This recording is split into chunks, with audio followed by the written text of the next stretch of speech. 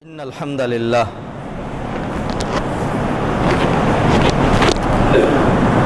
الحمد لله الذي هدانا لخير الأديان وما كنا لنهتدي لولا أن هدانا الله أكمل لنا ديننا وأتم علينا نعمه ظاهرة وباطنة ورضي لنا الإسلام دينا ألف بين قلوب أهل الإيمان فأصبحوا بنعمته إخوانا يقول جل وعلا واذكروا نعمة الله عليكم إذ كنتم أعداء فألف بين قلوبكم فأصبحتم بنعمته إخوانا وكنتم على شفا حفرة من النار فأنقذكم منها والصلاة والسلام على سيد المرسلين سيد الأولين والآخرين قائد الغر المحجلين المبعوث معلما ورحمة للعالمين نبينا محمد بن عبد الله بلغ الرسالة وأدى الأمانة ونصح الأمة وكشف الغمة وتركنا على المحجة البيضاء ليلها كنهارها لا يزيغ عنها إلا هالك أما بعد فإن أصدق الحديث كتاب الله وخير الهدي هدي نبينا محمد صلى الله عليه وسلم وشر الأمور محدثاتها وكل محدثة بدعة وكل بدعة ضلالة وكل ضلالة في النار يا أيها الذين آمنوا اتقوا الله حق تقاته ولا تموتن إلا وأنتم مسلمون يا أيها الناس اتقوا ربكم الذي خلقكم من نفس واحدة وخلق منها زوجها وبث منهما رجالا كثيرا ونساء واتقوا الله الذي تساءلون به والأرحام إن الله كان عليكم رقيبا يا أيها الذين آمنوا اتقوا الله وقولوا قولا سديدا يصلح لكم أعمالكم ويغفر لكم ذنوبكم ومن يطع الله ورسوله فقد فاز فوزا عظيما يقول جل وعلا في القرآن الكريم بعد أعوذ بالله من الشيطان الرجيم إنما المؤمنون الذين إذا ذكر الله وجلت قلوبهم وإذا تليت عليهم آياته زادتهم إيمانا وعلى ربهم يتوكلون الذين يقيمون الصلاة ومما رزقناهم ينفقون أولئك هم المؤمنون حقا لهم درجات عند ربهم ومغفرة ورزق كريم ويقول النبي صلى الله عليه وسلم عجبا لأمر المؤمن إن أمره كله خير وليس ذلك لأحد إلا للمؤمن إن أصابته سراء شكر فكان خيرا له وإن أصابته ضراء صبر فكان خيرا له رواه مسلم মুআজ্জাজ হাদিরিন মুসলিয়ানে কেরাম আমরা গত 2 মাস মুমিনের কোরআন সুন্নাহয় যে পরিচিতি যেই রিয়েলিটি যেই বাস্তবতা যেই চিত্র তুলে ধরা হয়েছে তার এক দুটো বিষয় ধরে আমরা আলোচনা করেছি মুমিন একজন ঈমানদার চরম সৌভাগ্যবান ব্যক্তি যার জন্য সফলতা সুনিশ্চিত এটি শুধু বললেই হয়ে গেল না যে আমি মুমিন শুধুমাত্র ঈমানের বিষয়টি দাবির উপরেই নির্ভর করে না বরং একজন মুমিনের যেই গুণাগুণগুলো রয়েছে সেই গুণাগুণগুলো তার মধ্যে যখন সমাবেশ ঘটবে তখনই সে পূর্ণাঙ্গ মুমিন হবে নতুবা সে মুমিন হইতে পারে না বহু মানুষ এরকম ঈমানের দাবি করেছে সেই দাবি স্বয়ং মাওলা রব্বুল আলামিন খণ্ডন করে দিয়েছেন যে ঈমান শুধু দাবির বিষয় নয়, কোনো জিনিসই শুধু দাবি করলে হয় না, পাশাপাশি দলিল লাগে, প্রমাণ লাগে, এভিডেন্স লাগে। আমরা যদি কোনো একটা গাড়ি দাবি করি এটা আমার, এটার জন্য দলিল লাগবে। যদি কোনো বাড়ি, কোনো জায়গা দাবি করি এটি আমার, তাহলে তার জন্য দলিল লাগবে, প্রমাণ লাগবে। তো ঠিক তদ্রূপ কোনো ব্যক্তি যদি মনে করে সে মুমিন, তাহলে মুমিন হওয়ার জন্য প্রমাণ লাগবে। মুমিন অথচ সালাত পড়ে না, নামাজ পড়েই না, তাহলে আবার কিভাবে মুমিন হয়? মুমিন তার ঈমানের মধ্যে এমন ঘাটতি রয়েছে, ঈমানের মৌলিক যে পয়েন্টগুলো তার মধ্যে একটা নাই, একটাকে সে বিশ্বাস করে না। তাই তো জোর জবরদস্তির বিষয় নয়, ঈমান আর থাকতে পারে না। কেউ যদি মনে করে যে আমি তো আল্লাহকে বিশ্বাস করি, রসুল বিশ্বাস করি, পরকাল বিশ্বাস করি, এতটুকুন বিশ্বাস করেন, কিন্তু এতটুকুনের কারণেই একটা মানুষ মুমিন হয় না। আরও কিছু বিশ্বাস রয়েছে, এগুলোর সমন্বয় সাধন করতে হবে, নতুবা মুমিন হইতে পারে না। ছোট্ট একটি উদাহরণ দেই, যেমন ধরুন একটা গাড়ি 4টা চাকার উপর চলে, তা চারটা চাকার 3টা সম্পূর্ণ ভালো, কোনো রকম ক্ষতবিক্ষত নাই, আরেকটা চাকা সবটুকুনি ভালো, 99.99 ভালো, শুধুমাত্র এক জায়গা দিয়ে পেরেক একটা ঢুকে হাওয়াগুলো বেরিয়ে গেছে, একটা জায়গা। আপনি এটা পুরা টায়ারটাকে পরিমাণ করে দেখেন, 99.99 চেয়েও কম হয়, এইটুকুন জায়গা ছিদ্র হয়ে গিয়েছে। এখন কিন্তু এই ছিদ্রের কারণেই ভিতরে যত হাওয়া ছিল সবটুকুন বেরিয়ে চলে যাবে। এই 3 চাকা ভালো আছে, 4র্থ চাকার সবটুকুনি ভালো, অল্প একটু ক্ষতবিক্ষত, এইটাই কিন্তু চলবে না, এইটাও ঠিক হইতে হবে। অপর দিকে যদি এমন হয় যে গাড়ির একদিক দিয়ে একটু বসকাইয়ে গেছে, তাইলে ওই গাড়িতে চলা যাবে। একটু রং উঠে গেছে, তবু এই গাড়িতে চলা যাবে। যদি দেখা যায় ছাদ চ্যাপ্টা হয়ে গেছে, যদি দেখা যায় লাইট ভেঙে গেছে, যদি দেখা যায় এরকম সেরকম হয়ে গিয়েছে, তাইলেও ওই গাড়িতে চলা যাবে। উদাহরণ যদি বুঝে থাকেন, তাহলে মুমিনের আমলের মধ্যে যদি দেখা যায় অনেক সময় কিছু কিছু আমল আছে যেগুলোর মধ্যে যদি যৎসামান্য ঘাটতি হয়, এইগুলোর কারণেই তো মুমিনের স্তর বিন্যাস, মানে মর্যাদার পার্থক্য হবে, কেউ বেশি উপরের, কেউ একটু নিচের, কেউ আরেকটু নিচের। কিন্তু মৌলিক বিষয়ে যদি ঝামেলা হয়, ওই যে একটা খোঁচা যদি থাকে, তাহলে কিন্তু আর ঈমান থাকে না। একজন যদি একটা অঙ্কের মধ্যে একটা ভুল করে, পুরো অঙ্ক বাতিল, 2-3 পৃষ্ঠা যাই করুক না কেন। কিন্তু কেউ যদি সাহিত্যের মধ্যে, রচনার মধ্যে, অন্য কিছুর মধ্যে কিছু ভুল হয়, একটা পয়েন্ট কম লেখে, অথবা 10 পৃষ্ঠার জায়গায় 5 পৃষ্ঠা লেখে, তবুও কিন্তু সে কিছু নাম্বার পেয়ে যাবে। মুমিনের অনেক আমলের মধ্যে এরকম সম্ভাবনা আছে, সে কিছু কম বেশ করতে পারবে। এমন নয় যে কোনো একটা গুনাহ করলেই খারেজিদের মতো, মুতাজিলাদের মতো একটা গুনাহ করেছে। খারেজি সম্প্রদায়, মুতাজিলা, তারা মনে করতো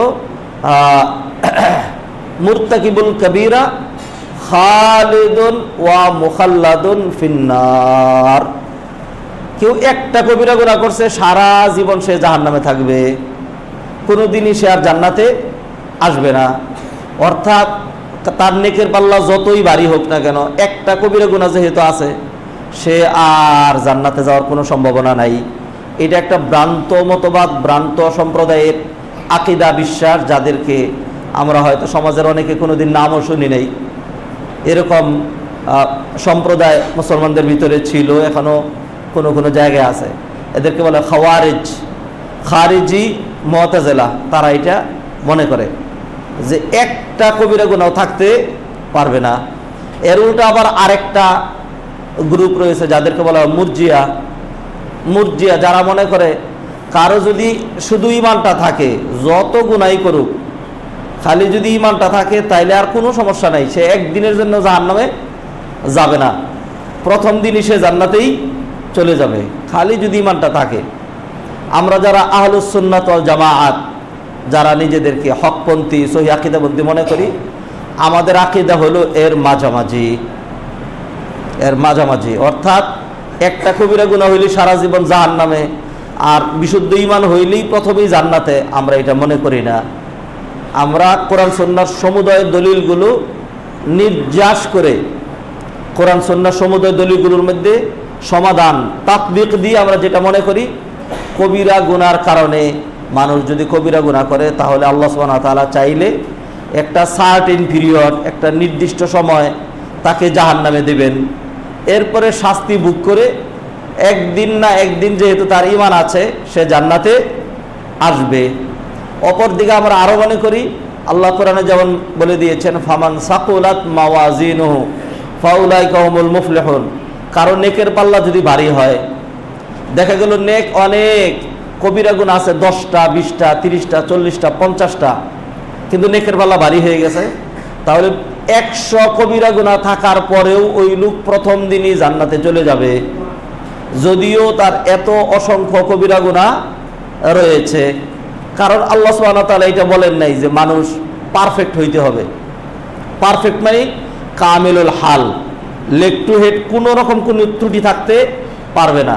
আমাদের অনেকের মধ্যে এই ধরনের কিছু হীনমন্যতা আছে।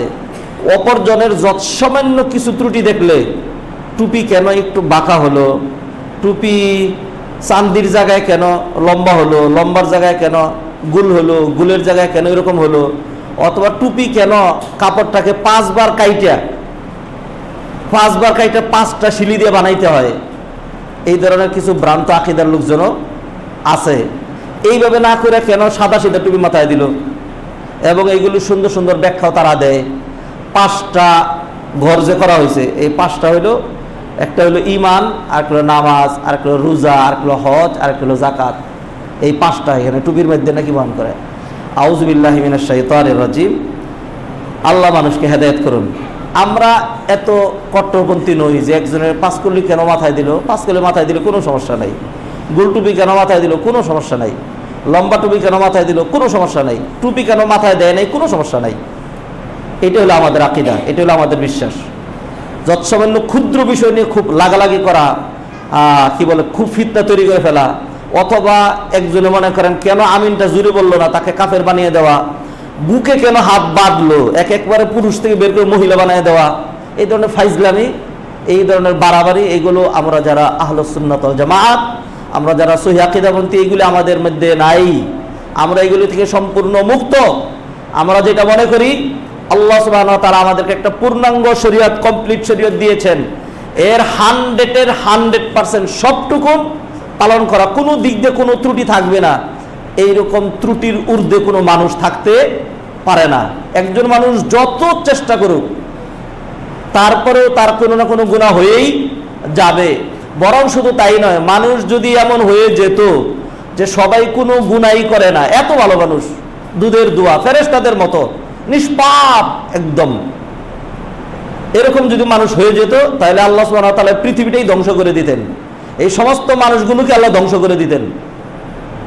এগেইন সমস্ত মানুষ যদি ফেরেশতাদের মতো নিষ্পাপ হয়ে যেত তাহলে আল্লাহ সুবহানাহু ওয়া তাআলা মানুষগুলোকে ধ্বংস করে দিতেন। নিষ্পাপ থাকার জন্য আল্লাহ সুবহানাহু ওয়া তাআলা মানুষগুলোকে সৃষ্টি করেন নাই। আল্লাহ সুবহানাহু ওয়া তাআলা মানুষকে ওইভাবে যদি নিষ্পাপ থাকার জন্য সৃষ্টি করতেন তাহলে এমন পদার্থ দিয়ে, এমন মালাকা দিয়ে, এমন অভ্যাস, এমন নেচার, এমন মৌলিকত্ব দিয়ে সৃষ্টি করতেন যাতে তারা চাইলেও গুনাহ করতে না পারে। আল্লাহ ওইভাবে করেন নাই। আল্লাহ আমাদেরকে এমনভাবে করেছেন যতই চেষ্টা করবো ভুল হয়ে যাবে, আবার বলবো আল্লাহ ভুল তো হয়ে গেছে, রব্বানা যালামনা আনফুসানা ওয়া ইল্লাম তাগফির লানা ওয়া তারহামনা লানাকুনান্না মিনাল খাসিরিন। আল্লাহ তোমার কাছে তওবা করছি। এই যখন আল্লাহর কাছে ক্ষমা চাবো, তওবা করব, আল্লাহ সুবহানাহু ওয়া তাআলা বারবার ক্ষমা করে, বারবার আমাদের তওবা কবুল করে, তিনি যে মহিয়ান, গরিয়ান, ক্ষমাশীল, গফুর, গফফার, তাওয়াব, তিনি যে রহিম, রহমান, এইগুলোর বহিঃপ্রকাশ ঘটাবেন। তিনি দেখাবেন আনাল গফুর, আনাল গফফার, আমি তো ক্ষমাশীল, আমি তো ক্ষমার আধার, আমি তো ক্ষমার সাগর। অপরাধ যদি না করি তো ক্ষমা কিভাবে হবে? সম্মানিত ভাইয়েরা, এই জন্য বলছিলাম যে আহলুস সুন্নাত ওয়াল জামাআতের আকীদা এমন নয় যে এমন কট্টরপন্থী একজন মুসলমান যৎসামান্য ভুল করতে পারবে না, একটু ভুল করলেই কাফের। যারা এই ধরনের মানহাজুত তাকফীর ইখতিয়ার করেছে, এরা যে বন্ড, এরা যে ভ্রান্ত, এরা যে সীমা ছাড়িয়ে গিয়ে এরা যে এক্সট্রিমিস্ট, এতে কোনো সন্দেহ নাই। যৎসামান্য কারণে একজন মুসলমানকে ইসলাম থেকে বের করে দেওয়া এটা হইতে পারে না। আবার এমনও নয় যে খালি বলছে আমি মুসলমান, আর কিছুই সে করে না, তারপর কোনো সমস্যা নেই, মুসলমান তো নাই, এইটাও না। দুইয়ের মাঝখানে সমন্বয়, দুইয়ের মাঝখানে সমন্বয়। কোরআন এবং হাদিসের মধ্যে যা রয়েছে সেটা হলো নুসুসুল ওয়াদ, নুসুসুল ওয়াঈদ, কিছু হলো আশা আকাঙ্ক্ষার আয়াত, যেগুলি একটা শুনলে খুব সহজে আমরা জান্নাতে চলে যাব। আবার এমনও হাদিস রয়েছে, এমন আয়াত রয়েছে যে একটা অপরাধ করলে সে জাহান্নামে চলে যাবে। তো যে কোনো একদিকে যদি ডাইভার্ট হয়ে যান আপনি শেষ হয়ে গেলেন। এই জন্য দুটো সমন্বয় লাগবে। ওমর ইবনুল খাত্তাব রাদিয়াল্লাহু তাআলা আনহু, এই জন্য তিনি বলেছেন আল ঈমানু বাইনাল খাউফি ওয়ার রাজা, আল ঈমানু বাইনাল খাউফি ওয়ার রাজা, ঈমান হলো ভয়ভীতি এবং আশা আকাঙ্ক্ষার মাঝে।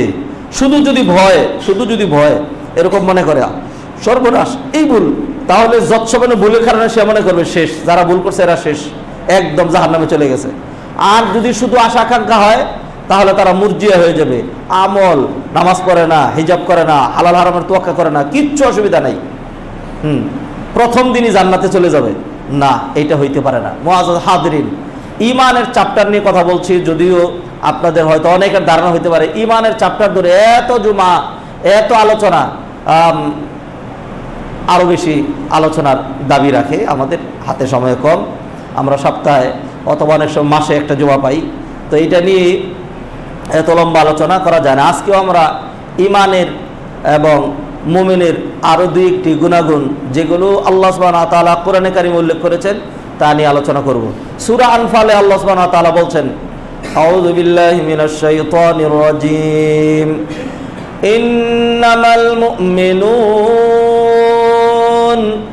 ইন্নামাল মুমিনুনা আল্লাযীনা ইযা যুকিরাল্লাহু ওয়াজিলাত কুলুবুহুম وَإِذَا تُلِيَتْ عَلَيْهِمْ آيَاتُهُ زَادَتْهُمْ إِيمَانًا وَعَلَى رَبِّهِمْ يَتَوَكَّلُونَ الَّذِينَ يُقِيمُونَ الصَّلَاةَ وَمِمَّا رَزَقْنَاهُمْ يُنْفِقُونَ أُولَئِكَ هُمُ الْمُؤْمِنُونَ حَقًّا لهم درجات عند ربهم ومغفرة ورزق كريم।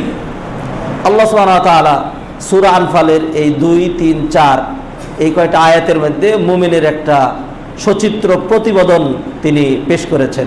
আল্লাহ বলছেন ইন্নামাল মুমিনুন, ইন্নামা এটা আরবিতে আলাদা কোনো অর্থ নাই, এর অর্থ হলো কোনো জিনিসকে সীমাবদ্ধ হসর করার জন্য, অর্থাৎ শুধুমাত্র বোঝানোর জন্য আল্লাহ সুবহানাহু ওয়া তাআলা ইন্নামা, ইয়াকা এই ধরনের শব্দ ব্যবহার করে থাকেন। যেমন সূরা ফাতিহা আমরা বলি আলহামদুলিল্লাহি রাব্বিল আলামিন আর রহমানির রহিম মালিকি ইয়াউমিদ্দিন, তারপরে হলো ইয়াকা না'বুদু ওয়া ইয়াকা নাস্তাইন, দুইটা ইয়াকা না হয়েছে। যদি আমরা বলতাম আল্লাহ আমরা আপনার ইবাদত করি, আমরা আপনার কাছে সাহায্য চাই, তাহলে আরবি ছিল না'বুদুকা ওয়া নাস্তাঈনুকা, না'বুদুকা ওয়া নাস্তাঈনুকা, আমরা আপনার ইবাদত করি, আপনার কাছেই সাহায্য চাই। কিন্তু এই সিস্টেমে বলা হয় নাই, এই সিস্টেমে বলা হয় নাই। অবজেক্টিভ যে প্রোনাউন এটা আরবিতে 2 ধরনের হয়, একটা হলো ফেলের সাথে মিলে আসে, আর একটাকে বলা হয় মুনফাসিল, মানে আলাদা আসে। আলাদা যদি আনা হয় তাহলে শুধুমাত্র নির্দিষ্ট তাকিদ বোঝানোর জন্য, ওইটা হলো ইয়াকা। এই ইয়াকা না'বুদু, শুধুমাত্র আপনার ইবাদত করি, মানে অন্য কারো ইবাদত করি না, করব না, করার ইচ্ছাও নাই। ইয়াকা না'বুদু এলো এটা। আর আপনার ইবাদত, আপনার ইবাদত করি, আপনার ইবাদত করি, আমরা আপনার ইবাদত করি, আপনার কাছে সাহায্য চাই, আপনার ইবাদত করি, আপনার কাছে সাহায্য চাই। এইখানে একটা সন্দেহ সংশয় আলাদা থাকতে পারে যে ঠিক আপনার ইবাদত করি, কিন্তু পাশাপাশি অন্যের ইবাদত করি, মুশরিকরা যেরকম করতো। এই সম্ভাবনা দূর করে দেওয়ার জন্য আল্লাহ বললেন ইয়াকা না'বুদু, শুধু আপনার, আর কেউ আপনার, there is no any partner with your worship, আপনার ইবাদতে কোনো রকম শরীক অংশীদারিত্ব কারো নেই। এটা যেরকম ওইখানে আল্লাহ সুবহানাহু ওয়া তাআলা মুমিন বুঝাইলেন ইন্নামাল মুমিনুন, মুমিন তো তারাই মুমিন তো তারাই, অর্থাৎ যে কেউ মুমিন বললেই মুমিন হয় না। মানুষ কেউ যদি মনে করে আমি তো মানুষ হিসাবে জন্মগ্রহণ করেছি, আমার চোখ দুটো, হাত দুটো, পা দুটো, কথা বলতে পারি, কানে শুনি, ব্রেন আছে, কামাই রোজগার করতে পারি, বিল্ডিং, বাড়ি গাড়ি, ব্যবসা বাণিজ্য, কায় কারবার, ইত্রামি পাত্রামি, যাবতীয় সবকিছু আমি করতে পারি, সুতরাং আমি মানুষ, এইটুকুনে মানুষ হয় না। মানুষ হিসাবে জন্মগ্রহণ করলেই মানুষ হওয়া যায় না। মানুষ হওয়ার জন্য he must acquire some quality, some manner, some attributes, কিছু গুণাগুণ রয়েছে। এই গুণাগুণগুলো দিয়ে মানুষ হয়, স্ট্রাকচার দিয়ে, চেহারা দিয়ে, দৈর্ঘ্য দিয়ে, মাথার ব্রেন দিয়ে, এইগুলো দিয়ে মানুষ হওয়া যায় না। মানুষ হইতে হলে মানবতা, মানুষ হইতে হলে কিছু গুণাগুণ, মানুষ হইতে হলে কিছু স্বভাব চরিত্র, মানুষ হইতে হলে উন্নত ক্যারেক্টার, এইগুলি লাগে। নতুবা মানুষই বলে দেখি জানোয়ার, কুত্তা, গরু, ছাগল, বর্বর, ডাকাত ইত্যাদি, এরকম মানুষ মানুষ আর তখন বলে না, অন্যরকম কথাবার্তা বলে। ঠিক তদ্রূপ মুমিন হইতে হলেও এরকম কিছু গুণাগুণ রয়েছে, এই গুণাগুণগুলো হইলেই সে পারফেক্ট মুমিন হয়। আল্লাহ বললেন ইন্নামাল মুমিনুন, মুমিন তো তারাই, আল্লাযীনা ইযা যুকিরাল্লাহু ওয়াজিলাত কুলুবুহুম, আল্লাযীনা ইযা যুকিরাল্লাহু ওয়াজিলাত কুলুবুহুম, যাদের সামনে আল্লাহর কথা বললে, আল্লাহর কথা উল্লেখ করলে, আল্লাহর আলোচনা নিয়ে আসলে, কোরআনের কথা বললে, দিন ধর্মের কথা বললে তাদের কলবের ভিতরে ভয় আসে, নিজের এরকম একটু সংকুচিত হয়ে যায়, শরীরটা একটু কেঁপে ওঠে, এরা মুমিন, এরা মুমিন। তাহলে এই আয়াতের জন্য মিলান, যাদের সামনে আল্লাহর কথা বললে, কোরআনের কথা বললে, হাদিসের কথা বললে, রসুলের কথা বললে, আকীদার কথা বললে, হকের কথা বললে, সহির কথা বললে, যাদের মেজাজ আরো বিগড়ে যায়, আর মেজাজ খারাপ হয়ে যায়, আরো চাইতে যায়, উল্টা অ্যাকশনের দিকে যারা চলে যায়, তাদের ভাষায় তারাও মুমিন, তাদের ভাষায় তারাও মুমিন। আমার আপনার চেয়ে ভালো মুমিন। কোরআনের ভাষায় কোরআন বলছে মুমিন না, আমরা তো বলার সাহস পাই না। কোরআন বলে দিচ্ছে মুমিন নয়। আপনি আমার জিজ্ঞেস করবেন, আমার কোনো মতামত নাই, কারণ কি মতামত দিলেই সমস্যা, জুমার খুতবা থেকে মতামত দিলেও সমস্যা। আউযু বিল্লাহি মিনাশ শাইতানির রাজিম। কোরআন সুন্নাহ শোনাচ্ছে, এই জন্য বলছি যে যদি এতই মেজাজ খারাপ লাগে, আমারে না ধরে আল্লাহরে ধরো। নমরুদ যেরকম ডাইরেক্ট তীর মারছিল যে রাখ আল্লাহরে মেরে ফেলি, তোমার এত মেজাজ খারাপ হইলে তুমি আল্লাহরে ধরো, তোমার এত মেজাজ খারাপ হইলে রাসূলের হাদিসকে ধরো, তোমার এত মেজাজ খারাপ হইলে তুমি ইসলাম ছাইড়া দাও। মজাজ যদি না লাগে, এই ধর্মের বিধিবিধান যদি পছন্দ না হয়, তাহলে আরো হাজার হাজার বাতিল ধর্ম আছে, জাহান্নামের পথ আছে, তুমি সেই দিকে যেতে পারো। সবাইকে যে একদিকে যেতে হবে, আল্লাহ শুধুমাত্র জান্নাত তৈরি করেন নাই, জাহান্নামও তৈরি করেছেন। এই মতামতের জন্য আমি দায়ী নই, কোরআন সুন্নাহর বিধিবিধান বলার জন্যই এই মিম্বার তৈরি করা হয়েছে। এই মিম্বার থেকে আল্লাহ রাসূল সাল্লাল্লাহু আলাইহি ওয়াসাল্লাম এই কথাগুলোই বলতেন, এই ধরনের হক কথাগুলোই আমাদের বলা লাগবে। মুআজ্জাজ হাদিরিন, এই জন্য বলছি আল্লাহ সুবহানাহু ওয়া তাআলা, আমরা চাই প্রতিটা মানুষ মুমিন হোক, ইসলামের দিকে আসুক। একজনকে ইসলাম থেকে বের করে দেওয়া, খারেজ করে দেওয়া, এটা আমাদের লক্ষ্য উদ্দেশ্য নয়। কোরআন সুন্নাহর কথা ত্রুটি আমার মধ্যে রয়েছে, আপনি যদি আমাকে ধরেন কোরআন সুন্নাহ দিয়া, তাহলে এমন ভাবে ধরতে পারবেন, আপনি ধরবেন কেন, আপনার ধরা লাগবে না তো, আমি নিজেই তো জানি বহুত ত্রুটি আছে আমার, আমাদের প্রত্যেকের। যে এটা মনে করে আমার কোনো ত্রুটি নাই, আমি পারফেক্ট, তার এই মনে করাটা প্রথম ত্রুটি। যেটা মনে করে আমার কোনো ভুল ভ্রান্তি নাই, তার এই মনে করাটা প্রথম ভ্রান্তি। যে এটা মনে করে আমি বিশাল বড় বুজুর্গ, আমি এত বড় হুজুর, আমার কথা হবে না, কথা বুঝেন নাকি বুঝেন না, আমার কথা হবে না, আমি এত বড় বুজুর্গ, আমি বড় হুজুর, আমি ইমাম সাহেব, আমি খতিব সাহেব, আমি পীর সাহেব, আমার কথা চলবে। যেটা মনে করেছে সে খারাপ হওয়ার জন্য, ভ্রান্ত হওয়ার জন্য, পথভ্রষ্ট হওয়ার জন্য, দৃষ্ট হওয়ার জন্য, চরম বেয়াদব অহংকারী হওয়ার জন্য এইটাই যথেষ্ট। আমাদের হাজার হাজার ত্রুটি রয়েছে, আমার রয়েছে, আপনার ত্রুটি রয়েছে। যখন কোরআন সুন্নাহর কথাগুলো চলে আসবে, তখন আমার আপনার অবস্থা হবে আহা কি করি আল্লাহ, তুমি আমার ইমানকে পরিপূর্ণ করে দাও, শয়তানের ধোঁকা থেকে হেফাজত করো, দুনিয়ার লোভ লালসা, ইমানের দুর্বলতা থেকে তুমি আমাদেরকে প্রটেক্ট করো। এইগুলো আমাদের কামনা বাসনা হইতো। এমন নয় যে কোরআনের কথা বলো, হাদিসের কথা বলো, আপনি ঘর এরকম করে টন করে একবারে গলা টান দিয়ে ছিঁড়ে ফেলবো, হ্যাঁ তোমার কথা, কোরআনের কথা, হাদিসের কথা, তাহলে তো বিধান যেটা সেইটাই। আল্লাহ বলেছেন ইন্নামাল মুমিনুন আল্লাযীনা ইযা যুকিরাল্লাহ ওয়াজিলাত কুলুবুহুম, মুমিন তারা আল্লাহর কথা শুনলে যাদের কলবের ভিতরে ভয় আসে। এইবার এটা উল্টান, আল্লাহর কথা শুনলে যাদের মেজাজ আরো খারাপ হয়ে যায়, সাহস আরো বাইরে যায়, ধৃষ্টতা আরো, অহংকার আরো, তারপরে কি বলে যে বাড়াবাড়ি আর সীমা থাকে না। যখন এইরকম করে আমার এইরকম যাদের মেজাজ হয়, তাহলে তো এই আয়াত অনুযায়ী আপনি কি বলবেন তাকে? ইন্নামাল মুমিনুন, আল্লাহ বলছেন ইজা যুকিরাল্লাহ, যদি আল্লাহর কথা আসে, আহারে বাবা তোমার কয় দিনের এত পাওয়ার, আহা কিসের এত অহংকার, কিসের এত দাম্ভিকতা, আহা আল্লাহর বিরুদ্ধে, কোরআনের বিরুদ্ধে, ধর্মের বিরুদ্ধে। আহারে মানুষ না হয় মানুষের সাথে বাড়াবাড়ি করে, তুমি যদি তোমার এই মাথা তো শক্ত শরীরের অন্যান্য জায়গার তুলনায়, এই দিক দিয়ে নরম, কিন্তু মাথাটা শক্ত। মাথা শক্ত বিদায় মসজিদের খুঁটির সাথে, দেয়ালের সাথে, অথবা শক্ত পাহাড়ের সাথে বাড়ি যদি মাথা দিয়া যা ইটা কি বলে যে হাতুড়ি টাতুরি কিচ্ছু লাগবে না, মাথা দিয়ে বাইরে, আমার মাথা এত দামি, মাথা দিয়ে বাইরে পাহাড় ভেঙে ফেলবো। তো তুমি তো মাথা দিয়ে বাইরে পাহাড় ভাঙতে পারবে না, তোমার মাথাটা ভেঙে যাবে। আহা আল্লাহ আমাদেরকে হেদায়েত করুন। মুআজ্জাজ হাদিরিন, মুমিন কারা?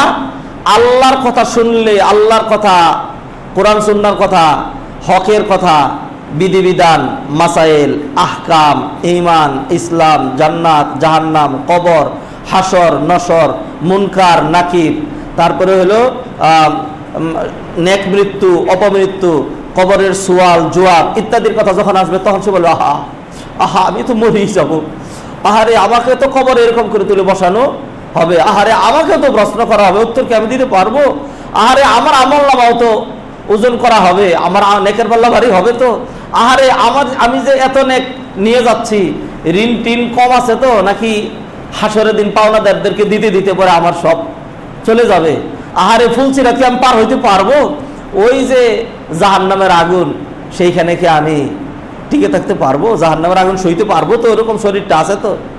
আহা ভাইয়েরা, যাদের এগুলির প্রতি ভয় আসে না, আপনি যদি মনে করেন আপনি একটু টেস্ট করে দেখতে পারেন, যদি আপনি মনে করেন, আপনার যদি মনে করেন যে থিওরিতে কাজ হয় না, তাহলে একটু আপনি টেস্ট করে দেখতে পারেন, দেখেন সাবধান আবার কেউ কিন্তু কোনো দুর্ঘটনা ঘটায়েন না। আল্লাহ জাহান্নামের আগুনের ভয় দেখাইছেন আমাদেরকে, কু আনফুসাকুম ওয়া আহলিকুম নারা, জাহান্নামের আগুন থেকে। আপনি জাহান্নামের আগুন, আল্লাহর আগুন, আর দুনিয়ার আগুন আর মানুষের আগুন, এই দুইয়ের মাঝখানে কি পরিমাণ পার্থক্য, জমিন এবং আকাশের মাঝখানে যেমন পার্থক্য, তার চেয়েও আরো বেশি পার্থক্য। জমিন আর আকাশের দূরত্ব যদি কারো মাথায় না আসে, তো মানুষ হয়ে লাভ হইল কি? তো জানোয়ার মতো হইলেই ভালো ছিল। চিন্তা করতে হবে, লক্ষ লক্ষ কোটি কোটি মিলিয়ন ইয়ার্স দূরে আল্লাহ বিশাল আকাশটাকে এমনভাবে স্থাপন করেছেন, কোন রকম খুঁটি, বিগাইরি আমাদিন তারাও না, কোন রকম খুঁটি লাগে নাই।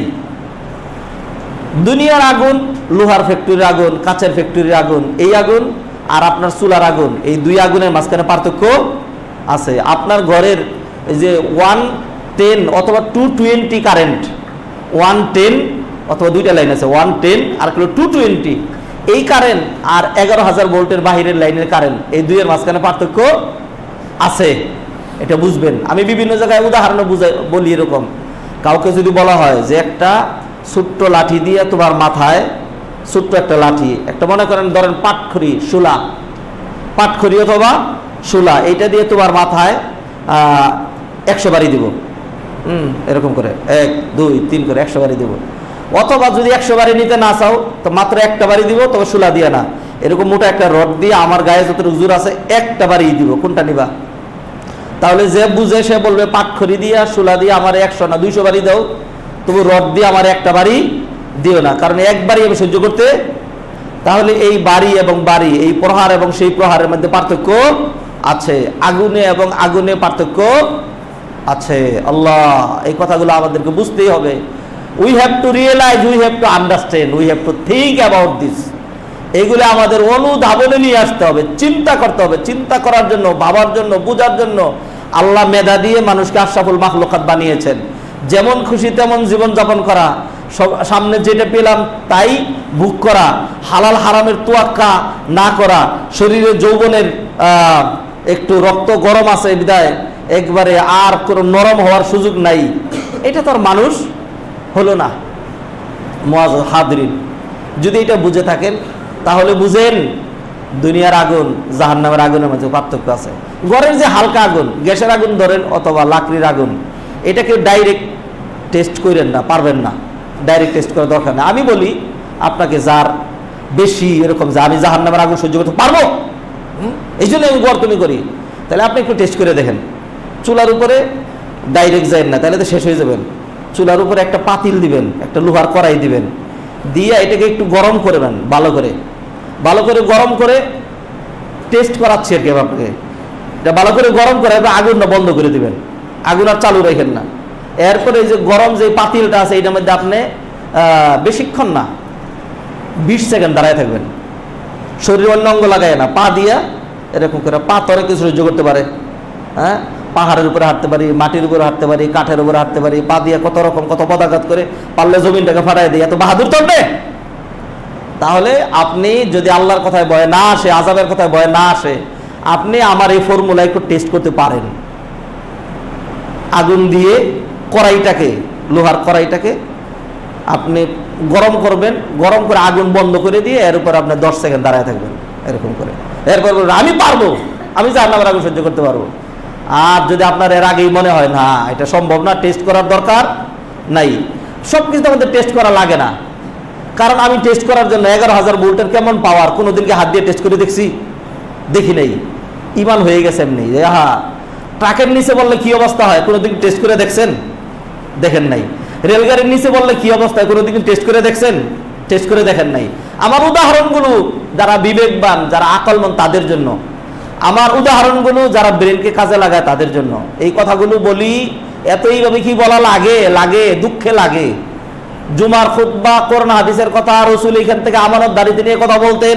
আমি যা বলছি শুধুমাত্র ভিডিওতে রেকর্ড হচ্ছে, আপনার মোবাইলে রেকর্ড হচ্ছে, এটা নয়, এগুলি ডাজ নট ম্যাটার।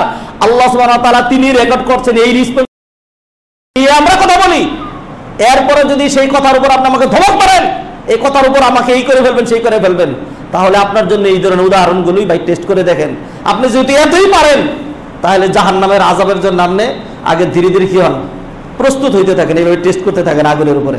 আল্লাহ আমাদেরকে হেফাজত করুন, আমিন। আল্লাহ আমাদেরকে বুঝ দিয়ে দেন। আল্লাহ আমাদেরকে যখন কোরআন সুন্নাহর বিধান আসে তখন আস্তে করে আল্লাহর কথা, রাসূলের কথা আমার বুঝে না আসলেও বুঝে আসতেই হবে। আমার যদি বুঝে না আসে, আমারটা ভুল, আল্লাহরটা ভুল হইতে পারে না।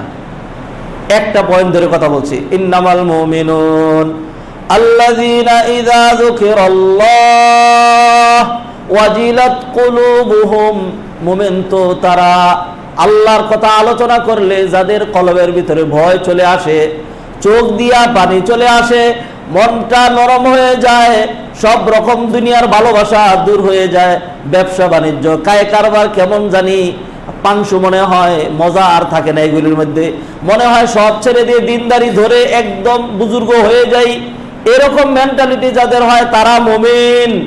আর যাদের অবস্থা এমন হয়, কোরআন সুন্নাহ শুনলেও যা, না শুনলেও তা, আল্লাহর কথা বললেও যা, না বললেও তা, কোনো রকম পার্থক্য করার কোনো শক্তি নাই, যাদের অবস্থা এরকম, নড়াচড়া নাই, ওইটা তো জীবিত না, ওইটা তো মৃত। আপনি যদি জীবন্ত মানুষকে বলেন উঠ দিলাম কিন্তু সাফল দিয়া, এই দা দিয়ে দিলাম কিন্তু খুব, এই গরম পানি ডাল তো এটার উপরে, যদি এরকম বলেন, একটা ঘুমন্ত মানুষও যদি লাভ দিয়ে এই কি বলে, এই কিছে আমি উঠতেছি এরকম করবে লাভ দিয়া, ঘুমন্ত মানুষ। আর যদি সজাগ মানুষ হয় তাহলে তার আলাদা কথাই। আর যদি কেউ মরে যায় তারে গিয়ে যদি বলেন উঠ, আনলে কিন্তু গাই দিলাম, উঠবে না, গরম পানি ডাইলে দিলাম বললে তো হবে না, ডাইলে দিলেও উঠবে না, তোর শরীর থেকে হাত আলাদা করে ফেলবো, আলাদা করলেও সে উঠবে না, কারণ সেটা ডেড বডি, মরা। কোরআন সুন্নাহ বলার পরে যাদের মধ্যে কোনো রকমের অ্যাকশন আসে না, বুঝতে হবে সে মরা। এই জন্য আল্লাহ সুবহানাহু ওয়া তাআলা নিজেই কোরআনে বলে দিয়েছেন, ইন্নাকা লা তুসমিউল মাউতা। ও নবী, যতই চেষ্টা করবেন, যারা মৃত, যারা মরে গেছে তাদেরকে আপনি শোনাইতে পারবেন না। এরপরে শেষে গিয়ে আয়াতে শেষে বলেন, ইন তুসমিউ ইল্লা মাইয়ুমিনু বিআয়াতিনা। আপনি তো তাদেরকে শোনাইতে পারবেন, ইন তুসমিউ ইল্লা মাইয়ুমিনু বিআয়াতিনা, যে আমার আয়াতগুলোর প্রতি ঈমান রাখে, অর্থাৎ মুমিন যারা, আপনি তাদেরকে শোনাইতে পারবেন, যারা মুমিন না তাদেরকে শোনাইতে পারবেন না। ক্লিয়ার হয়ে গেছে আয়াতের মধ্যে। যাই হোক মুআজ্জাজ হাজরিন, আল্লাহ ভীতি নিয়ে আলোচনা করছিলাম। মুমিন যদি কেউ হয়, মুমিনের অবশ্যম্ভাবী একটা গুণাগুণ আল্লাহর ভয়। যার কলবের ভিতরে আল্লাহর ভয় নাই সে মুমিন হইতে পারে না। মানুষ স্বাভাবিকভাবে চলতে চলতে মানুষের মধ্যে কিছু পরিবর্তন আসে। যেমন ধরুন, যদি আপনি প্রচণ্ড ঠান্ডার মধ্যে চলেন, ঠান্ডায় চলতে চলতে চলতে চলতে পরে দেখবেন একটা পর্যায়ে গরম শরীর সেটাও ঠান্ডা হয়ে যায়, হাত পা এগুলি শীতল হয়ে আসে। বাংলাদেশিরা কেমনে বুঝবেন? আল্লাহ তো খুব কি নিয়ামতপূর্ণ একটা দেশে রেখেছেন, বোঝা যায় না। আপনি যদি ইউরোপে যেতেন, আপনি যেইখানে নাকি -20 ডিগ্রি হয় সেখানে যদি যেতেন, তাহলে বুঝতেন ঠান্ডা কাকে বলে। ঠান্ডা কাকে বলে? আল্লাহ, গজব গজব মার্কা ঠান্ডা। ওই ঠান্ডা থেকে মানুষ চলতে চলতে দেখা যায় গায়ের কাপড়, মোজা, জুতা, যাবতীয় যা আছে সব ঠান্ডা। বরফের দেশের লোকেরা তারা ওই যে আকাশ থেকে যে বরফ পড়ে, এই বরফগুলো নিয়ে বাচ্চারা বরফ দিয়ে এরকম বরফ নিয়ে পিঠার গুঁড়ার মতো, তো এইগুলো নিয়ে হাতে এরকম গুল গুল করে একজন আরেকজনকে ঢিল দেয়, হাতের মধ্যে এরকম বরফ নিয়ে রাখে, এরকম হাতের মধ্যে এক জাররা পরিমাণ, এক কাতরা পরিমাণ বরফ গলে না। এখানে গলে কি দেখেন, বললেই হইলো বরফ আমার হাতের তালুতে নিব, গলবে না? না গলবে না, গলবে না, গলবেই না। আপনি 1 ঘন্টা নিয়ে দাঁড়ায় থাকবেন, 1 ঘন্টাই। কারণ আপনার এখানকার তাপমাত্রা আর ওই বরফের তাপমাত্রা, আশেপাশের তাপমাত্রা সব কয়টা -10 ডিগ্রির নিচে, -10 ডিগ্রির নিচে গলে না, গলে না, এরকম অবস্থা। তো এরকম বরফের মধ্যে থাকতে থাকতে শরীরের উপরের তাপমাত্রা ওরকম হয়ে যায়। এরপরে মানুষ যখন আবার হিটারের মধ্যে যায়, হিট দিলে তার এটা আবার গরম হয়, উষ্ণ হয়। মানুষ যখন 1 সপ্তাহ ওই কি বলে যে একটু 1 কেজির সাথে একটু পানি মিশিয়ে দিলেই এটা 1.5 কেজি হয়ে যায়। হ্যাঁ, ডাবল পয়সা চলে আসে, কি লাভ? উপরে হলো 10 টাকা কেজির গুলো, নিচে হলো 3 টাকা কেজির গুলো। এখন 2 নম্বরই করলেই অনেক লাভ চলে আসতেছে। এই ব্যবসা বাণিজ্য, কায় কারবার, বাজার, মার্কেট, দুনিয়ার যাবতীয় কর্মকাণ্ডে মানুষের ইমানটা ডাউন হয়ে যায়। ইমানটাকে চাঙ্গা করার জন্য, ইমানকে চাবি দেওয়ার জন্য আল্লাহ সুবহানাহু ওয়া তাআলা জুমার খুতবার ব্যবস্থা করেছেন। কিসের ব্যবস্থা? জুমার খুতবার ব্যবস্থা। এখানে আসবেন, এখন যখন আবার ইমাম সাহেব গরম নরম শক্ত কোরআন হাদিস, আযাব গজব, জান্নাতের নিয়ামত, মৃত্যুর অবস্থা, কবরের করুণ অবস্থা, আমলনামার ওজন ইত্যাদি যখন শোনাই দিবেন, আবার এই সর্বনাশ হয়েছে, সর্বনাশ, দুনিয়ার ভিতরেই তো চলে গেছিলাম, যা না, দুনিয়াতে করা যাবে না, এই উল্টাপাল্টা করা যাবে না, এগুলি বাদ, আর ভুল করবো না, আল্লাহ মাফ করে দো, বাস আজকে থেকেই জীবনকে শুধরে রেখে। এইটা হলো মূল লক্ষ্য মুআজ্জাজ হাদিরিন। এই জন্য মানুষের মুমিন হলো তারা যাদের কলবের ভিতরে আল্লাহর ভয় থাকে। কিন্তু দেখা যায় সমাজে চলতে গেলে খারাপ মানুষের সাথে উঠা বসায়, কায় কারবার, লেনদেন, উল্টাপাল্টা, ইত্রামি বান্দ্রামি, রাজনীতি, পেটনীতি, কূটনীতি ইত্যাদির কারণে ইমানটা ডাউন হয়ে যায়। এই জন্য যখন তাদেরকে আল্লাহর কথা স্মরণ করিয়ে দেওয়া হয়, তখন তাদের কলবের ভিতরে ভয় আসে। এইটা আল্লাহ বলছেন, ইন্নামাল মুমিনুন আল্লাযীনা ইযা যুকিরাল্লাহু ওয়াজিলাত কুলুবুহুম। 2টা উদাহরণ দেব, একটা হলো ইতিহাস থেকে, সিরাত থেকে, আর একটা হলো হাদিস থেকে। 2টা উদাহরণ দেব মুমিনের। ওমর ইবনুল খাত্তাব রাদিয়াল্লাহু তাআলা আনহু রাষ্ট্রনায়ক ছিলেন। প্রসিদ্ধ ঘটনা আপনারা জানেন, খুব তাড়াতাড়ি করে ঘটনা বলে ফেলবো। তিনি একদিন ভোরবেলা সকাল হওয়ার আগে বেরিয়েছেন, কার জানি কি অবস্থা, এক জীর্ণকুটির পাশে গিয়ে শুনেন মা মেয়েকে ডাকছে, মারে তাড়াতাড়ি উঠো, দুধ দোহন করে, দুধ যাই হয় এটার সাথে আবার আরো কিছু পানি মিশাইয়া এটা বাজারে বিক্রি করে খানা নিয়ে আসো, খাইতে পারিনি তো, গুণ তো হয় নাই।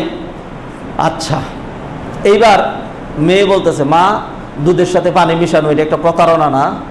এদিকে একটা দোকান হয়, এটা নিষেধ না? বললো, আরে পাগলি কোথাকার, কেউ দেখবে না, খানা দানা নাই, কত কষ্ট করি, যাও এক করে নিয়ে আসো। হ্যাঁ, ওমর রাদিয়াল্লাহু তাআলা আনহু নিষেধ করছেন এই ধরনের করতে, প্রতারণা করতে। তখন মা বলছে, হেই বোকা কোথাকার, ওমর কি এখানে দাঁড়ানো, ওমর দেখবে না, কেউ দেখবে না, যাও তুমি এটা করো। এরপর মেয়ে বলছে, আমি পারবো না। কেন পারবো না তুমি?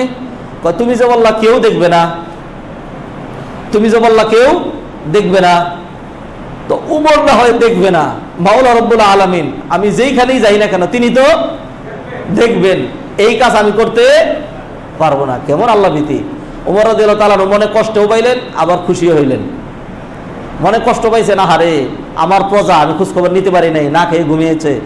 এরপরে পেটের ক্ষুধা নিবারণ করার জন্য দুধের সাথে পানি মিশিয়ে প্রতারণা আশ্রয় নিতে চাচ্ছে। এটার জন্য ওরা যা দায়ী হবে এর চেয়ে আগে তো আমি দায়ী হব। এইটা হলে তিনি কষ্ট পেলেন, তাদের খাবারের ব্যবস্থা করলেন, আর খুব খুশি হলেন এই জন্য যে আমি একটা খুব দামি জিনিস পেয়ে গেছি, আমার একটা ভালো পাত্রী দরকার ছিল, এটা আমি পাইছি। এরপরে বাড়িতে গিয়ে প্রস্তাব দিলেন, তার ছেলে বড় মুহাদ্দিস আব্দুল্লাহ ইবনে ওমর রাদিয়াল্লাহু তাআলা আনহু, তাকে প্রস্তাব দিলেন, বাবা তোমার জন্য একটা পাত্রী ঠিক করে আসছে, তবে এটা কোনো রাজা, মন্ত্রী, মিনিস্টার, ধনাঢ্যশালী সম্ভ্রান্ত পরিবারের মেয়ে না, একজন গোয়ালিনী, একদম একটা নিঃস্ব পরিবারের একটা মেয়ে। তবে আমি যে তোমার জন্য পছন্দ করছি এই হলো কারণ, তুমি গিয়ে দেখো, তোমার যদি পছন্দ হয় আমি এটাকে বিবাহ করাইতে চাই। ছেলে বললেন, বাবা আপনি যদি চয়েস করে থাকেন আমার আর কোনো আপত্তি নাই। এরপরে ওমর রাদিয়াল্লাহু তাআলা ওই গোয়ালিনীর মেয়ে তার ছেলেকে দিয়ে বিবাহ করে নিয়ে আসলেন। ইতিহাস সাক্ষী দিচ্ছে এই যে আল্লাহ ভীতি ছিল এই মেয়ের কলমের ভিতরে। আপনার মা যদি ভালো না হয় বাচ্চা কোত্থেকে ভালো হবে? প্রবাদে বলে কি, মা গুনে জি, গাই গুনে ঘি। যেমন গাই ঘিটা দুধ থেকে তো ঘি হয়, এরকম হবে মা যেমন রকম জি, জি মানে মেয়ে, মেয়ে তো এরকম হবে। বীজ লাগাইছেন তেঁতুলের, এরপর অপেক্ষা করতেছেন কয়েকদিন পরে আপেল খাবেন, গাদা নাকি? এটা তো তেঁতুল ছাড়া জীবনে আমও ধরবে না, আপেলও ধরবে না। নিজেও ছিলেন চরম পাপিষ্ট, আর যেইটাকে এমন মেয়ে পর্দা করা নেই কোনোদিন, যেইটাকে সবাই নিজেও দেখছেন গোষ্ঠীর সবাইকে নিয়ে, এরপরে বন্ধু বান্ধব নিয়ে, এরপরে এমনকি রাস্তাঘাট বাজারের কুত্তা পর্যন্ত যেই মেয়েরে দেখছে ওইটা বিয়ে করছেন। এরপরে কোন হুজুর দোয়া করেন একটা আল্লাহর ওলি যেন হয়। হ্যাঁ, হুজুরের দোয়া সবকিছু হয়ে যায়, আমাদের দেশে হয় অবশ্য, অন্যখানে না হলেও আমাদের দেশে হয়। এই 500 টাকা দিলে ইমাম সাহেব কি সুন্দর করে চোখের পানি পাঠায় দাও, এটা চোখের পানি না, এটা 500 টাকার ফল। এটা চোখের পানি না, এটা 500 টাকার ফল। আপনার বাবার জন্য আমার চোখের পানি আসার জন্য টাকা লাগছে, হ্যাঁ, আপনার বাবার জন্য আমার ওই টান নাই তো। আপনিই দোয়া করেন, বাংলা দিয়ে দোয়া করেন, আল্লাহ আমার বাবাকে মাফ করে দাও, আমার বাবা আমার জন্য কত কষ্ট করছেন। এইভাবে যখন দোয়া করবেন আল্লাহ তখন সেই দোয়া কবুল করবেন। এই জন্য আল্লাহ শিখাই দিয়েছেন, তুমি বলো রব্বির হামহুমা কামা রাব্বায়ানি সগীরা। মুআজ্জাজ হাদিরিন, মনের কষ্টে এতগুলো উপমা, এতগুলো উদাহরণ আপনাদেরকে বোঝানোর জন্য, আমরা বোঝার জন্য এতগুলো চিত্র আমরা নিয়ে আসছি। মুমিন কাকে বলে ভাইজান, এত সহজ না।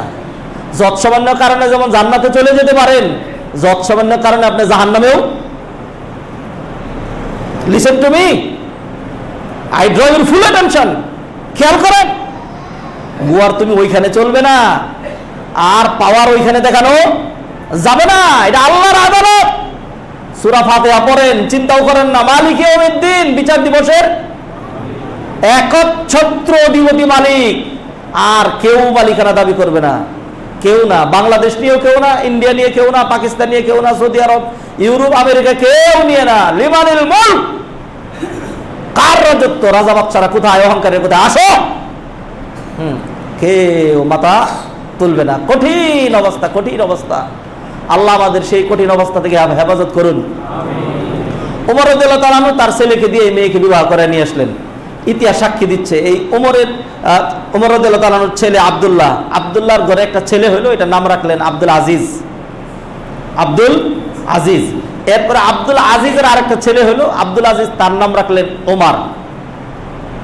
তার নাম রাখলেন ওমর, অর্থাৎ আব্দুল আজিজ তার দাদার নামে তার ছেলের নাম রাখলেন।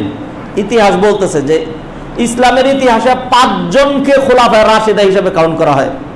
খোলাফায়ে রাশেদা, ন্যায় পরায়ণ বাদশাহ, যারা 100% কোরআন সুন্নাহর প্রতিফলন ঘটিয়েছেন, জুলুম, নির্যাতন, অত্যাচার কোনো কিছুই যারা করেন নাই, ক্ষমতার কারণে যারা অন্ধ, তারপরে এরকম অন্ধ যারা হয়ে যায় নাই, ক্ষমতার দাম্ভিকতায়, অহংকারে যারা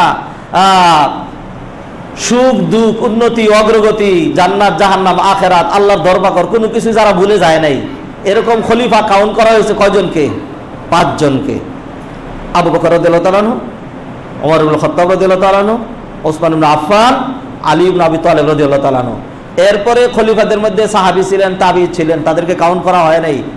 এরপরে অনেক পরে গিয়ে এই যে ওমর আরেকজন, ওমর ইবনে আব্দুল আজিজ ইবনে আব্দুল্লাহ ইবনে ওমর, ওমর ইবনে আব্দুল আজিজ ইবনে আব্দুল্লাহ ইবনে ওমর, ওমরের ঘরের আব্দুল্লাহর ঘরের আব্দুল আজিজের ঘরের ওমর। এই যে ওমর, তাকে খোলাফায়ে রাশিদ হিসেবে 5ম খলিফায়ে রাশেদ হিসেবে কাউন্ট করা হয়েছে। কেন? আল্লাহ ফলাফল দিয়েছেন, যেই মেয়ের কলবের ভিতরে, একজন সাধারণ দরিদ্রের মেয়ে একমাত্র মায়ের কথাকে প্রত্যাখ্যান করেছে, কার ভয়ে? আল্লাহর ভয়ে। আমি পারবো না, আমার পক্ষে সম্ভব না, আমার আল্লাহ দেখবেন, আমার আল্লাহ আমাকে দেখবেন, he will watch everything, Allah is controlling me, Allah is seeing me, Allah is watching me in every situation. এমন একটা চিন্তা, তাকে আল্লাহ উপহার দিলেন, ধরো একটা নাতি নাও, ওমর।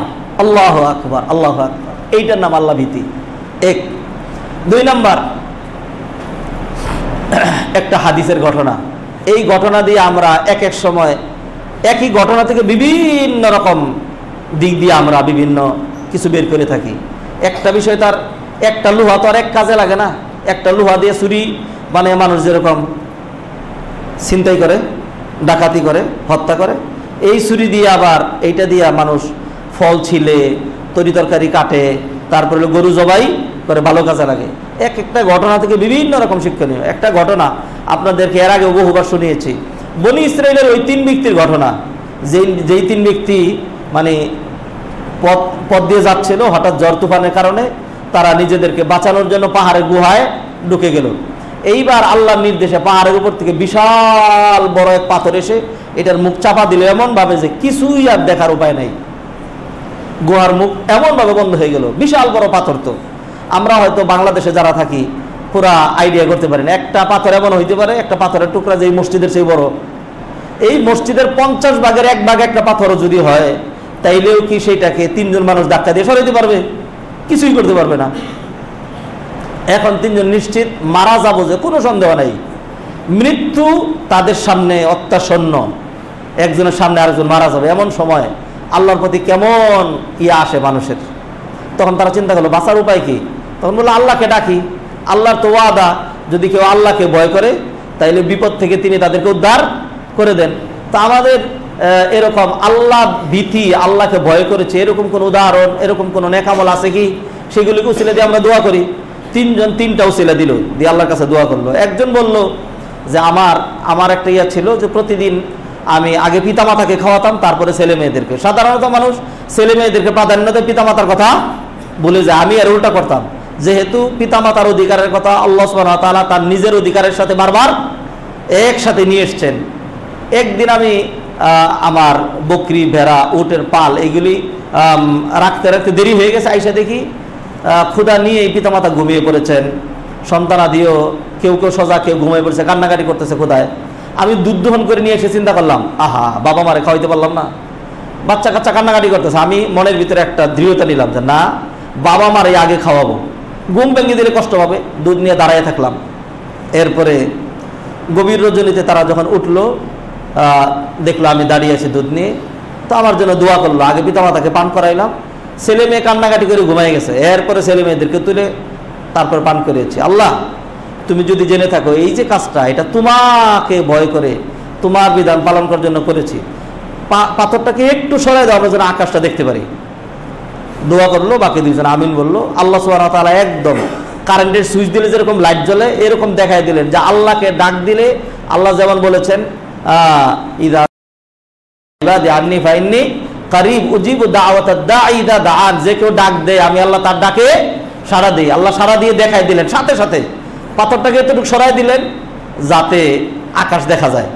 পুরোপুরি সরাইলেন না, আল্লাহ চাইলে তো এমনি সরাই দিতে পারতেন, বিপদে নাও ফেলতে পারতেন, কিন্তু আল্লাহ দেখছেন তাদের অবস্থাটা এবং আমাদের জন্য দর্শ, টিচিং, শিক্ষা তিনি রেখে দিলেন এই ঘটনার মধ্যে। এইবার তারা দেখে মনের ভিতরে আরও আশাকাঙ্ক্ষা আসলো, আহা আল্লাহ কবুল করেছেন। আরেকজন বললো আমারও একটা ভালো কাজ আছে। আমি একবার 3 জন কয়েকজন শ্রমিক আমি কাজে নিয়োগ করলাম, সবাই তাদের পারিশ্রমিক নিয়ে খুশি চলে গেল। একজন বললো না আমার সাথে এটা কথা না। আমি বললাম তোমার সাথে এটাই তো কথা, সবাইকে দিস, বলো না। এরপরে বেচারা মেজাজ খেয়েছে, খারাপ হয়ে সারাদিন কাজ করার পরে মেজাজ খিটখিটে হয়ে যায়। এটারাই খেসে চলে গেছে। আমি বিপদে পড়ছি যে এইগুলো তো এখন আমি কি করব, আর তাকে খুঁজে টুজে পাইলাম না। পরে আমি বললাম যে হয়তো কোনো দিন আসতেও পারে, আচ্ছা ঠিক আছে এগুলো বুক করবো না, এর নামে রেখে দিলাম। আমি এগুলো প্রতিপালন করতে থাকলাম। আল্লাহ এমন বরকত দিলেন, এত দ্রুত যে এত হয় বুঝার কোনো উপায় নাই। অল্প কিছুদিনেই এই অল্প কিছু শস্য দিয়ে আমি গরু, ছাগল, ভেড়া, উট ইত্যাদি অনেক কিছু কিনলাম, রাখাল নিয়োগ করলাম। বহুদিন পর এক লোক এসে বললো যে, ও আল্লাহর বান্দা, আল্লাহরে ভয় করো। বহুদিন আগে একজন পাওনাদার তোমার কাছে এরকম কাজ করেছিল, তার কথা আমাকে কি চিনো? না, চিনি না। তো বলে, আমি বললাম ওই ব্যক্তি, ওই যে আমাকে পারিশ্রমিক দিছিল না, জুলুম করছিলা, বিপদে যদি না পড়তাম তোমার কাছে আসতাম না, মহা বিপদে পড়েই এসেছি, আমার পাওনাটা দিলে আমার বড় উপকার হয়, আমাকে দেওয়া এইটুকুন। এরপরে আমি বললাম, ওই যে ছাগল, ভেড়া, উট দেখতে পাচ্ছ, রাখাল টাকাল সব তোমার, নিয়ে যাও। তখন সেই লোকটা বললো, আল্লাহর বান্দা, এতদিন আগে বঞ্চিত করছো, এখন আবার ঠাট্টা মস্করা করতেছো, আল্লাহরে ভয় করো, ঠাট্টা মস্করা করো না, আমার ওইটুকুন পাওনা দেও, আমার বড় উপকার হয়। এরপরে আমি তাকে বললাম যে, তোমার ওইটুকুনি প্রতিপালন করে আল্লাহকে ভয় করে আমি এই কাজ করেছি, আল্লাহ এত বরকত দিয়েছেন, সবটুকুন তোমার নিয়ে যাও, কোনো রকম দাবি দেওয়া আমার নাই।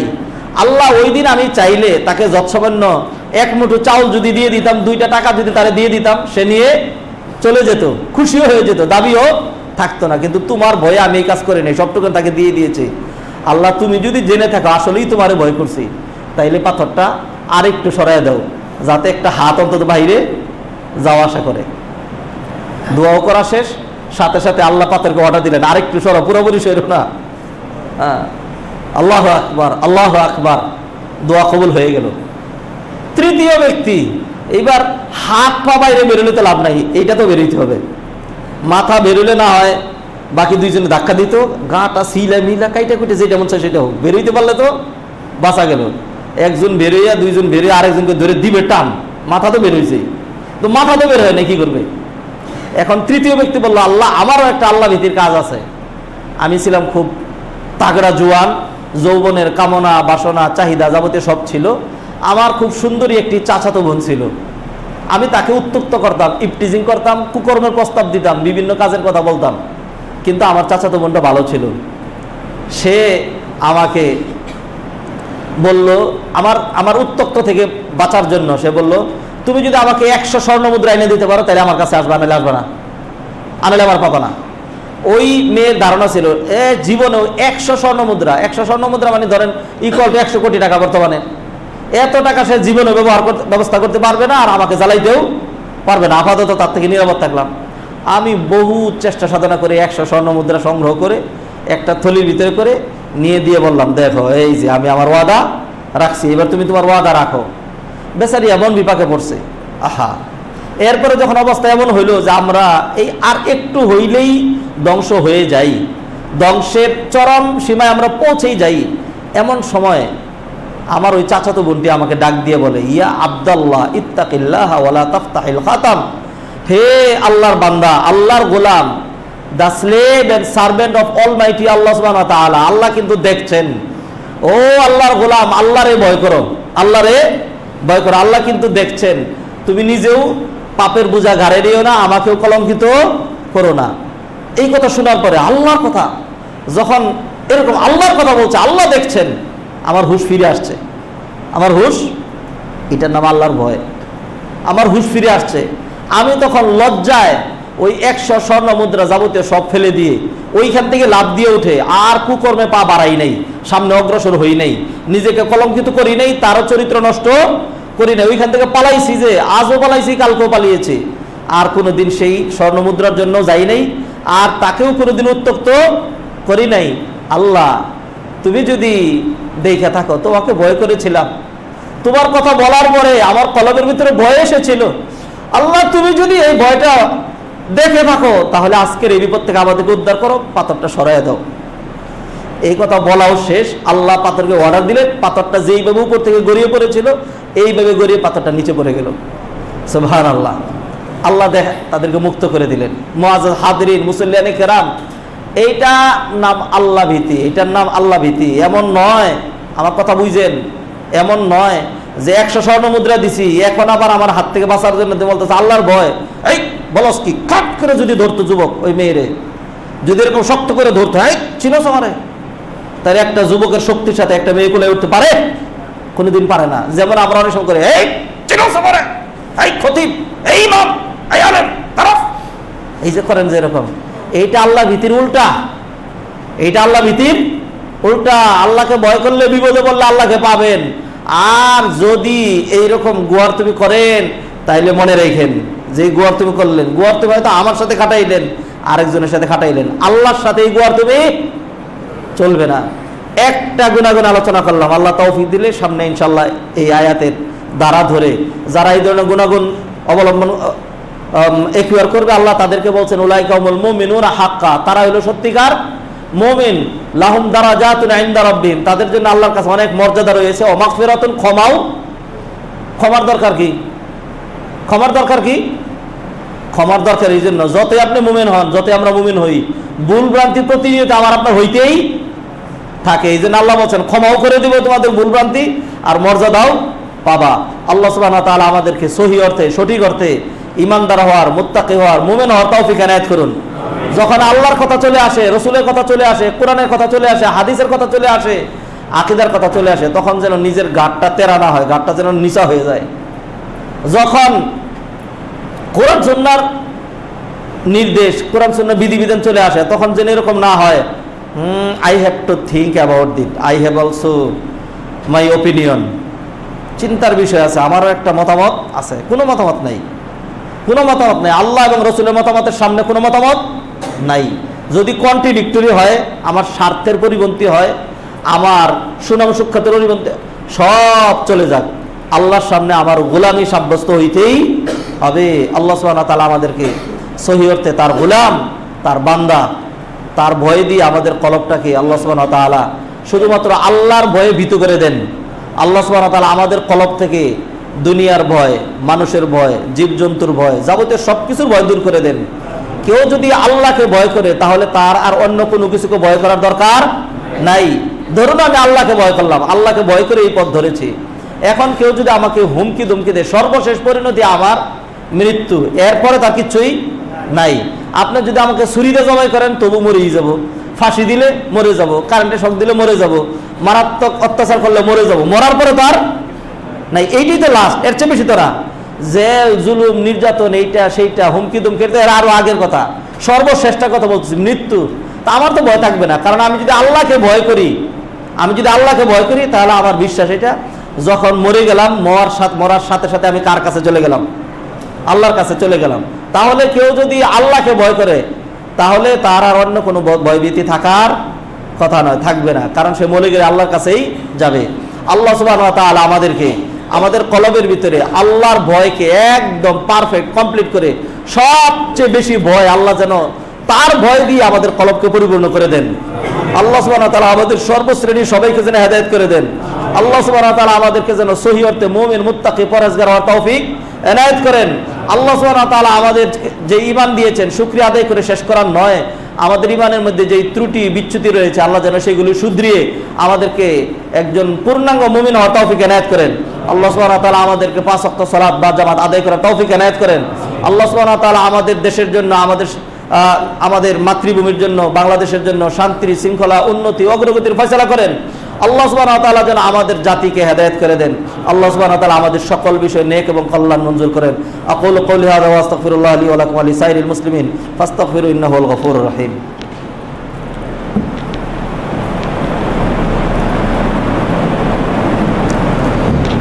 আলহামদুলিল্লাহি হামদান কাসীরা ওয়া সাব্বিহু বুকরাতান ওয়া আসীলা ওয়া উসাল্লি ওয়া উসাল্লিম আলা সাইয়্যিদিল মুরসালিন ওয়া আলা আলিহি ওয়া আসহাবিহি আজমাইন ওয়া আলা মান সালাকা সাবিলাহুম ইলা ইয়াউমিনা ওয়া ইলা ইয়াউমিদ্দিন। আইয়ুহাল ইখওয়াতুল আফাদিল, ই'লামু আন্না আল্লাহ সুবহানাহু ওয়া তাআলা খালাকানা লিআজলি আন না'বুদাহু ওয়াহদাহু ওয়া লা নুশরিকা বিহি আহাদা। ক্বালা তাআলা ওয়া মা খালাকতুল জিন্না ওয়াল ইনসা ইল্লা লিয়াবুদুন। আল্লাহ সুবহানাহু ওয়া তাআলা আনজালাল কুতুব ওয়া আরসালার রুসুল ওয়া কুল্লু যালিকা লিআজলি হিদায়াতিল বাশারিয়াহ। قال تعالى ذلك الكتاب لا ريب فيه هدى للمتقين فتعالوا أيها الإخوة بالله نتبع القرآن والسنة ونتبع صراطا مستقيم. قال تعالى وأن هذا صراطي مستقيما فاتبعوه ولا تتبعوا السبل ونتبع خطوات النبي صلى الله عليه وسلم فإن الله سبحانه وتعالى أرسله داعيا وبشيرا ونذيرا. قال تعالى يا أيها النبي إنا أرسلناك شاهدا ومبشرا ونذيرا وداعيا إلى الله بإذنه وسراجا منيرا. فهو النبي المصطفى دعانا إلى صراط مستقيم فله حقوق محفوظة علينا أن نكثر التسليم والصلوات عليه صلى الله عليه وسلم وخصوصا في يوم الجمعة. قال تعالى إن الله وملائكته يصلون على النبي يا أيها الذين آمنوا صلوا عليه وسلموا تسليما اللهم صل على محمد وعلى آل محمد كما صليت على إبراهيم وعلى آل إبراهيم إنك حميد مجيد وارض اللهم عن الخلفاء الراشدين أبي بكر وعمر وعثمان وعن علي وعن جميع الصحابة والتابعين وعنا معهم بكرمك وجودك وإحسانك يا أرحم الراحمين اللهم أعز الإسلام والمسلمين وأذل الشرك والمشركين والكفر والكافرين ودمر أعداءك أعداء الدين واجعل بلدنا بنغلاديش وبلدان جميع المسلمين آمنا مطمئنا رخاء يا رب العالمين ربنا آتنا في الدنيا حسنة وفي الآخرة حسنة وقنا عذاب النار ربنا تقبل منا إنك أنت السميع العليم وتب علينا إنك أنت التواب الرحيم عباد الله رحمكم الله إن الله يأمر بالعدل والإحسان وإيتاء ذي القربى وينهى عن الفحشاء والمنكر والبغي يعظكم لعلكم تذكرون فاذكروني أذكركم واشكروا لي ولا تكفرون